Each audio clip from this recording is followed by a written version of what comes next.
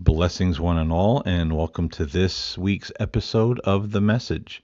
I'm Paul James Caden, and this week we are going to be asking the question, why is everyone so depressed?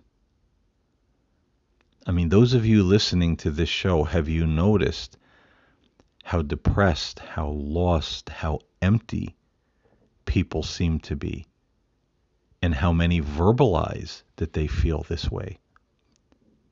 We don't have to look any further than social media to see how many people are saying, I'm having such a miserable day, I'm depressed, my life is terrible, my life is boring, I don't have anything, I don't have anybody. And some of them are married. My family doesn't care about me. People seeking advice, people seeking sympathy, people always seeking prayer. I need strength, I need help.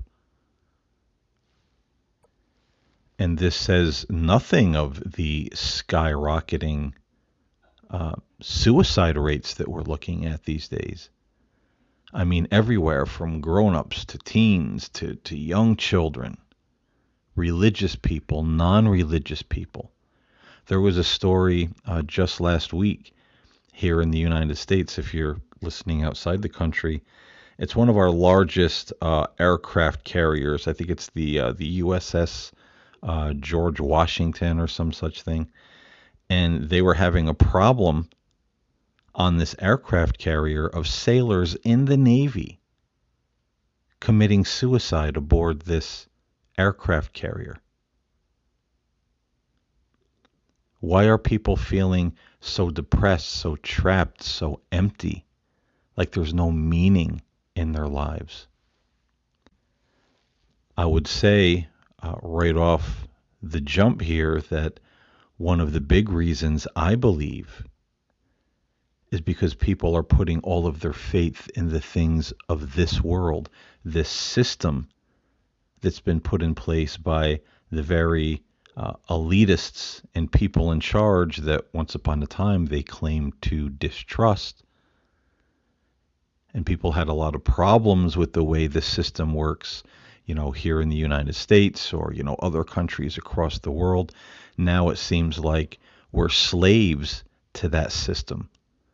Our sense of purpose, our sense of identity is wrapped up in that system.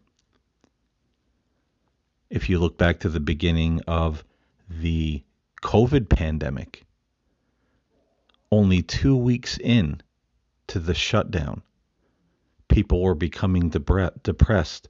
Domestic violence was up. People were saying they couldn't stand to be around their wives, their kids, their husbands. People, religious people, non-religious people, committing suicide because they said they were depressed, they couldn't go to work, they didn't know what to do with themselves. Their whole sense of purpose and identity and reason for getting up in the morning was to go to work, to be the worker bee, the slave in the system that's been set in place for them, to really enslave them. And, I don't care what your religious preference is or is not. You could be Christian, you could be Jewish, you could be Buddhist, you could be Muslim, you could be atheist.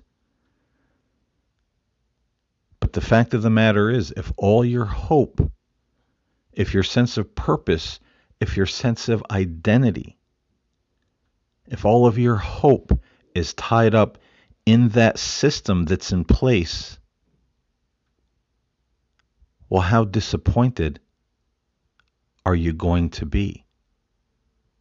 Everybody keeps waiting for things to get better. If this person is elected, if this particular politician gets in, if this party takes over and this one just goes away. But these things happen and it never changes. People are still unhappy. People are still feeling unfulfilled. Hey, wow, great. Maybe we got a booming economy. But what does that do for me if I'm feeling alone and depressed and hopeless and empty? because of big economy, more stuff, even a raise on my job.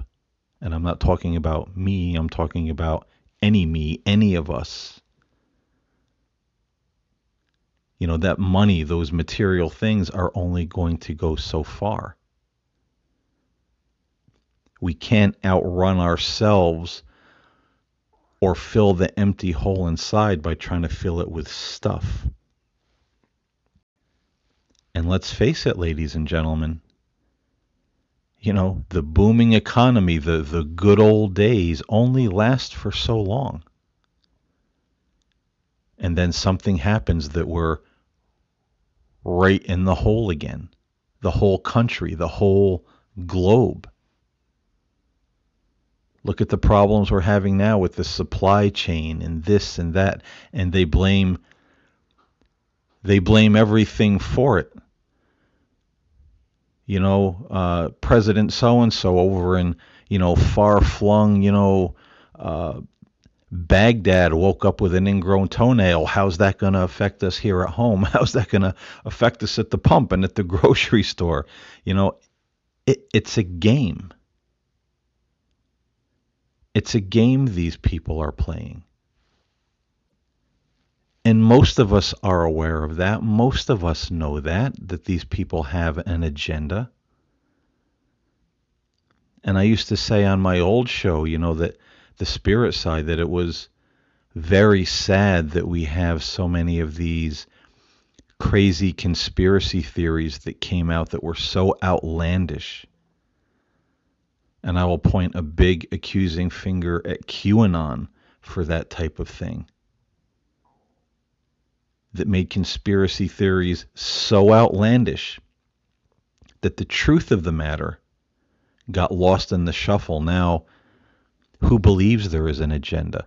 Who believes that, there aren't satanic, bloodthirsty Democrats, eating human babies in the underground sewers and all that crazy nonsense, but there are politicians, Democrats and Republicans here in the United States and elites across the world who subscribe to a Luciferian philosophy.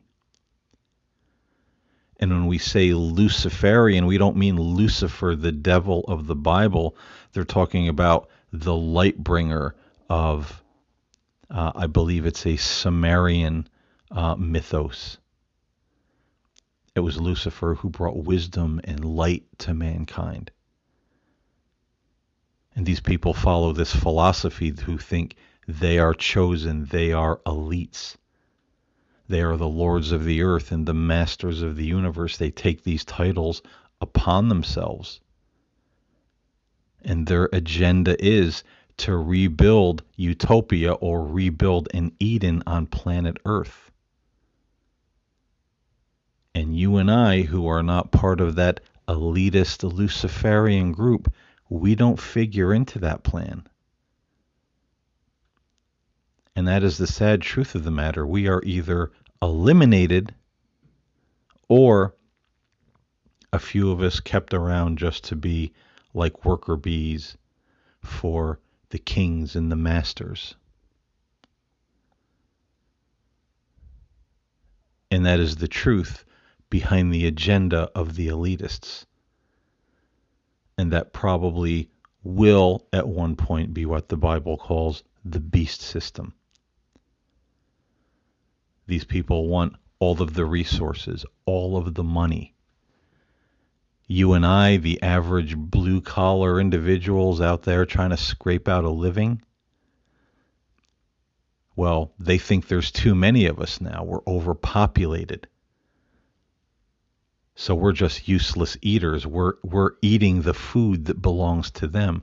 We're using the resources that belong to them. So if we don't think that this whole excuse for the supply chain and this and that, one thing after another, just affecting prices and products and the way we live and, the price of rent.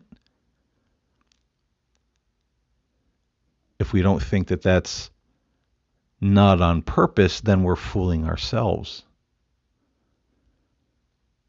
I believe COVID was a real thing. But I'll be honest, I'm not so sure that COVID wasn't something that was purposely released into the mass population across the world. Because look at everything that's happened afterwards. The whole world's in a complete and total wreck.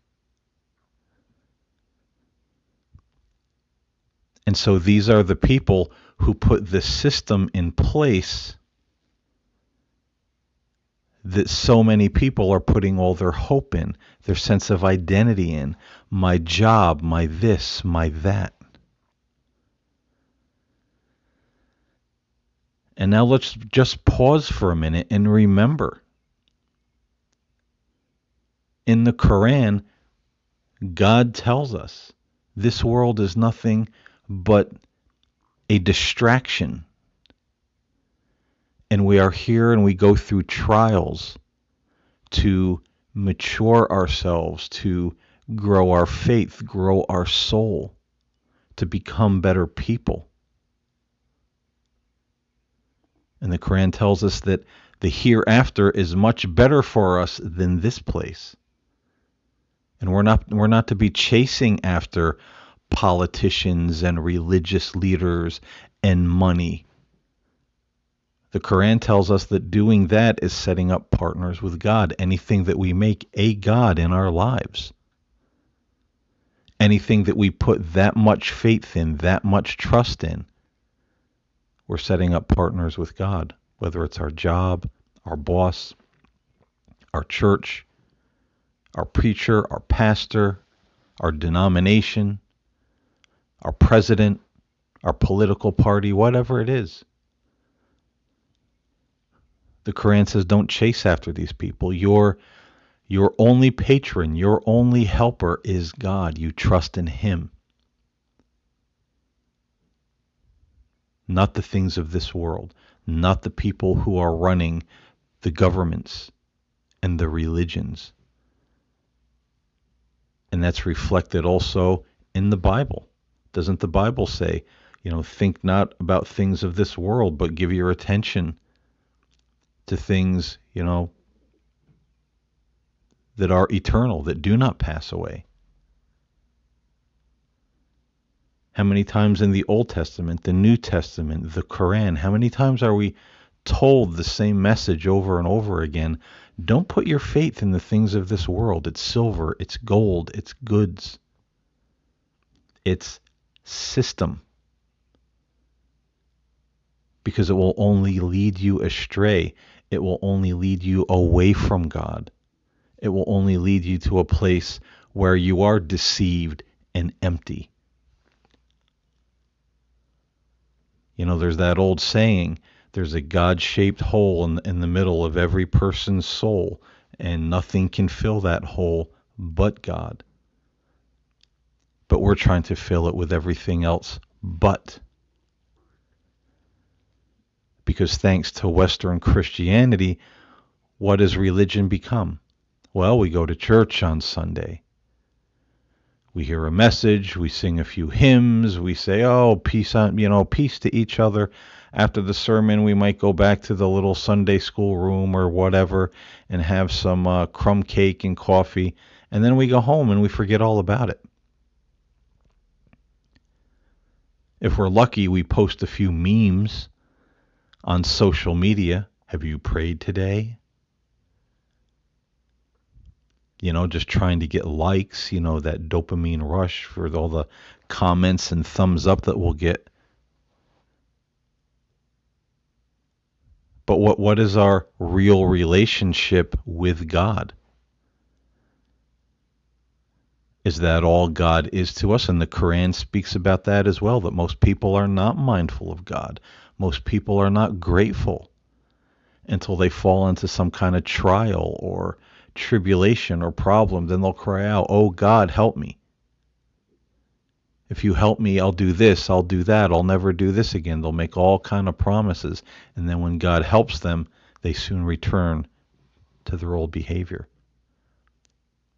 seldom remembering God, seldom being grateful. And that's a lot of people. That's a lot of people in the world today. God is a Sunday thing. God is something or someone we gather around with our families or on social media with all the other people that are feeling depressed when we're having a terrible day, or we get the phone call from a doctor that, somebody we love is sick or has a problem, or we're sick or we have a problem.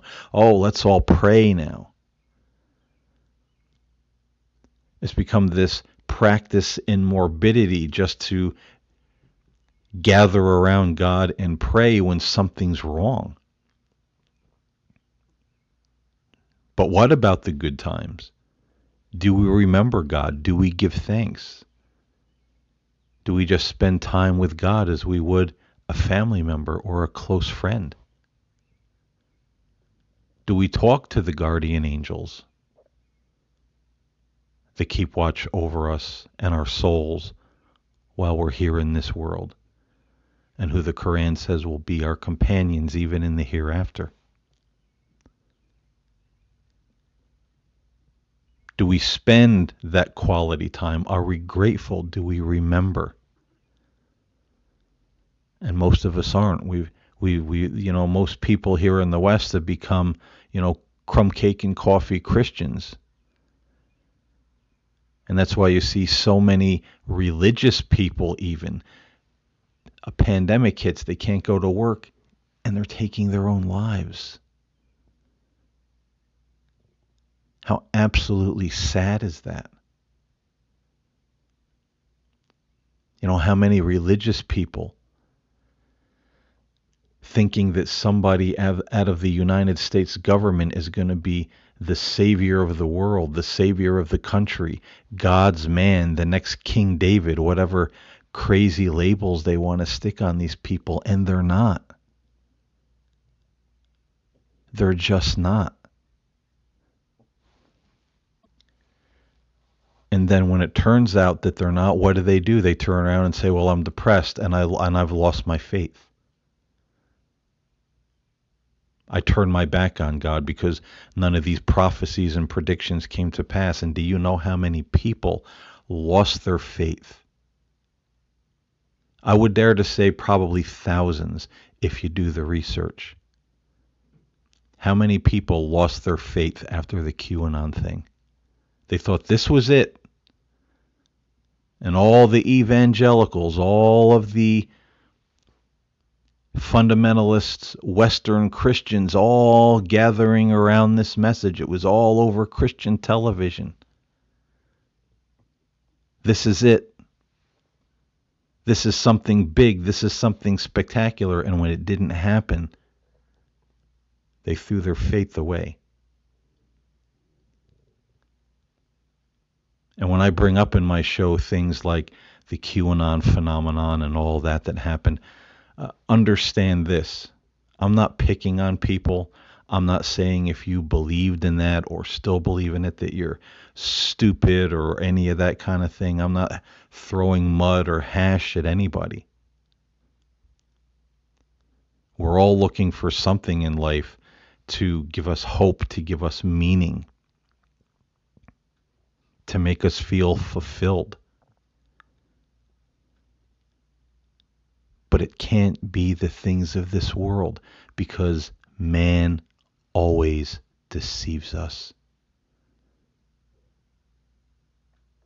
And sadly, man's religious institutions deceive us many times as well. What does it say in, is it Psalms or Proverbs, that it says it is better to trust in the Lord than to put your hope in man? And boy, a truer statement has never been written, or has ever been written, I should say. So when I talk about these things, as I always say on my show, I'm just pointing out a very recent thing that happened that shows how deceptive this world can be, how deceptive this system can be that's set up by these elitists. And let me tell you something. For all you folks, that chase after these television personalities, and look how many of them always gather behind certain political candidates. If the politicians have an agenda, don't you think that the religious people who are attaching themselves to those politicians aren't part of that agenda? Because they think they're going to get something out of it, and that is religious monopoly. People like to look back at the Catholic Church and say, oh, look at what those people did. They killed people that didn't worship the way they worship. They went on these, inquisitions and, all this kind of thing. What terrible people. And you don't think there aren't religious people right here in the United States who would do the same thing if they had one shred of hope of pulling that off. Because sadly, a lot of these evangelicals, not all, but many of them, they're in bed with these politicians because they're hoping when the right person gets in, they can help steer them in a certain direction and achieve religious dominance. That means outlawing every other religion, the kind of movies that can be made, the kind of books that can be published, the kind of music that will be produced. Every aspect of our life and society will be dictated by the religion and dictates of these individuals. And if you really dig into it, you find out how they talk about wanting to imprison people and even execute people by stoning, like they did in the Old Testament, those who are caught maybe reading a book about another religion. Or God forbid somebody goes into a bookstore and that bookstore sells, sneaks in a book about, Buddhism or, whatever the case may be. You could go to prison. You could be stoned to death under what these people want to do. So you don't think these religious people are wanting to benefit from the agenda of the elitists? I mean, think about the beast and the false prophet. The beast, a political figure. The false prophet, a false religion. Antichrist goes under the name and the banner of Christ, but it is a different version of Christ. And if we haven't been seeing that in the United States, I don't know when we ever will. But circling back around, what does all this have to do with why people are so depressed? Because this is the very warped, broken, deceitful system that so many of us are putting our hope in, our faith in, our sense of identity in. Our job, our church, our politicians, the guy on TV, behind the podium, preaching, the Holy Ghost is going to make you rich.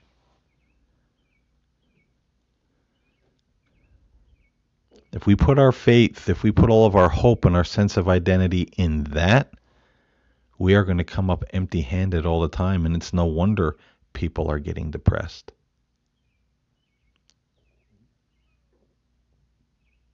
Don't ascribe partners to God. Only God is worthy of your worship. Only God is worthy of your faith and your adoration. Remember what the Quran says. He is your only patron. He is your only helper.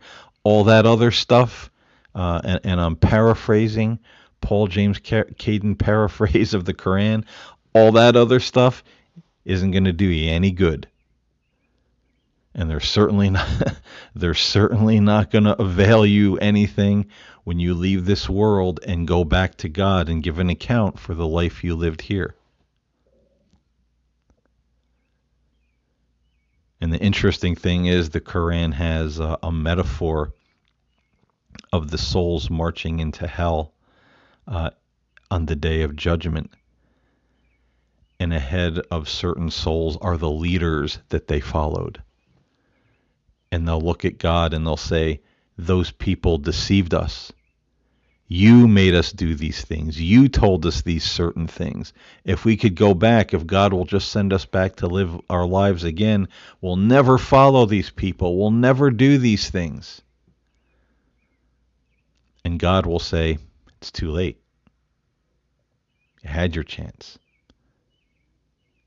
And the elitists, the leaders walking ahead of people will look back at them with, disdain on their faces and say, well, we didn't make you follow us. Basically, they'll be saying, we didn't hold a gun to your head. You made your own choice. We didn't make you do anything. It's not our responsibility. You followed us of your own free will. Now you're marching into this terrible place with us. Not our problem. And that illustration, that metaphor, just about goes to show what the attitude of these people would be on the final day. If there were and is a literal hell people are marching into, you don't think a Joe Biden or a Donald Trump or a QAnon or a Vladimir Putin, whoever, wouldn't look back at the souls blaming them. Why did we follow you? You made us do wrong. If we could go back, we would have never done this. You could see these people with that arrogant look on their face saying, we never told you to. We didn't make you do it. It's your problem now, not ours, because we're all going to the same place. Tough luck. Because that's what arrogance does. And that's what a sociopath does. And many of these people are sociopaths.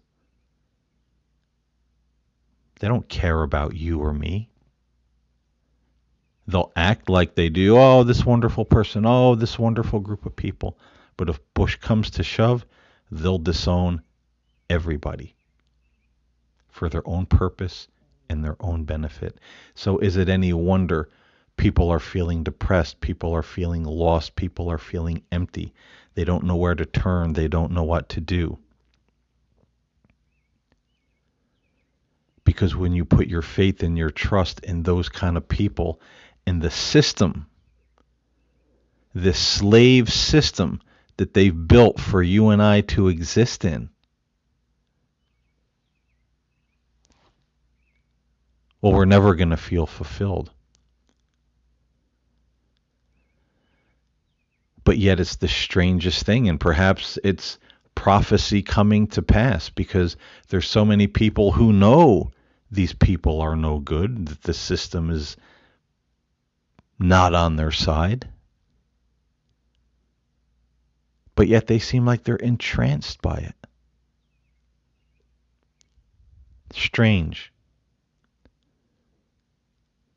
But I'm here in this podcast today to tell each and every person listening to this show, maybe share this show. Maybe it's time to wake up, because the current woke movement, they're not awake at all. They're only woke to another little sect of societal cult mentality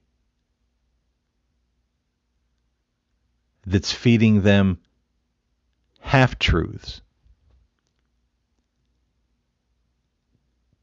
And they're not awake. They're still a slave to this system and its politics, many of them. And if they're not a slave to that, they're a slave to some internet personality, or someone like a QAnon. This is the voice. This is the person who's leading us into truth. Thanks to brother or sister so-and-so, I'm now awake, I'm woke. But now brother or sister so-and-so is their new master that they follow after. Like he or she is the Pied Piper. I always somehow get to this message when I talk about these kinds of things in my shows since day one, and that's telling people, stop looking for someone to follow.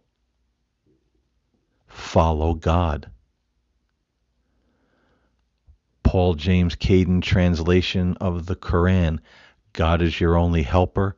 God is your only patron. He's the only one who can help you. All that other stuff is not going to do you any good.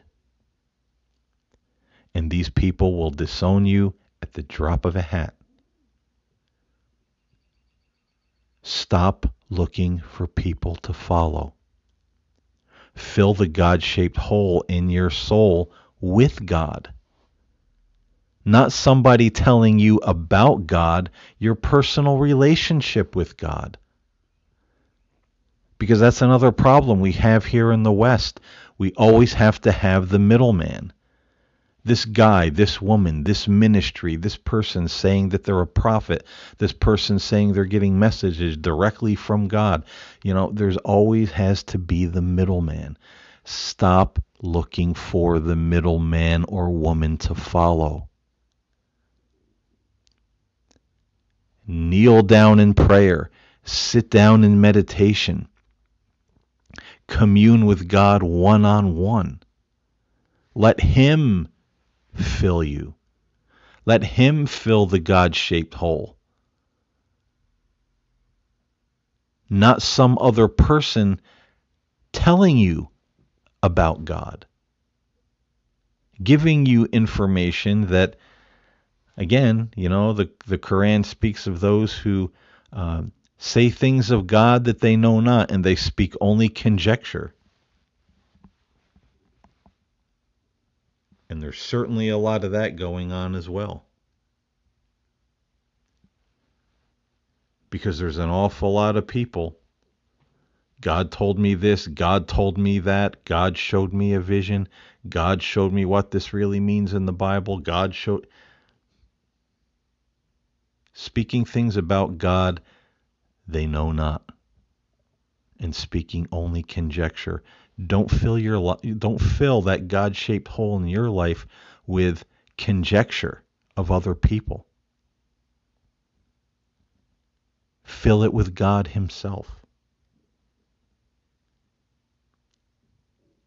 And I can promise you this, you'll find inner peace. You'll find contentment. You'll come out of that depression. You'll come out of that feeling of feeling hopeless. And if your job goes under or the world shuts down and you can't go to work, you'll know exactly what's happening and you'll be okay. Because you'll trust in God, not in man. Your faith and your sense of identity and purpose and contentment will be with God. And as the Quran says, if we only knew that the hereafter is much better for us than this world, if we only knew. And I think it's time a lot of us start to know. Because this world is just heading into a nosedive, and it's taking a lot of people with it. Even a lot of religious people, because they're fastening themselves to other people, the middleman, speaking conjecture, telling them things of God they know not. And that's why they hear these messages, and that's why they still feel depressed. That's why they still don't feel fulfilled. And then when these prophecies don't come to pass, they lose faith because they didn't have their faith in the one true God. They had their faith in the conjecture being taught and preached and propagated